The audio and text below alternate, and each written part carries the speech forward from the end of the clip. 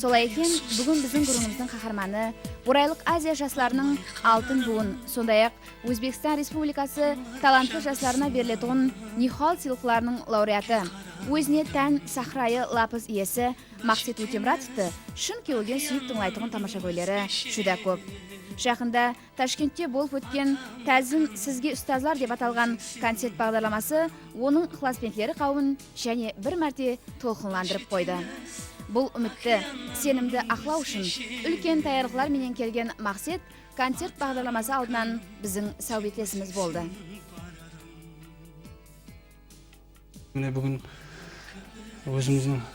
өзімнің арманыма жетіп атырған қуаныштымын. Бұған көпшілік инсандардың қызметлері көп. Соның ішінде продюсеріміз Балтабек Жадыгеровтың қызметлері айрықша деп ойлаймын. Бүгін концертімізде өздеріміздің барлық Қарақалпақ халық қосқылары, қала берсе Қарақалпақ эстрадалық қосқылар, лирикалық қосқылар, қала берсе бүгінгі ұстазларымызға арналған ұстаз хақында қосқыларымыз кең орын алған.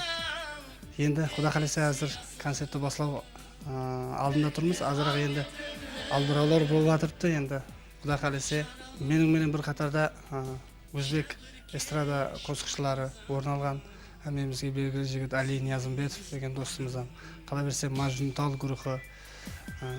Осы достарымыз келіп, мені концертімменен құттықтап, әмде өздерінің бір yoshlu қосқыларын айтып кету алдында тұрыпты.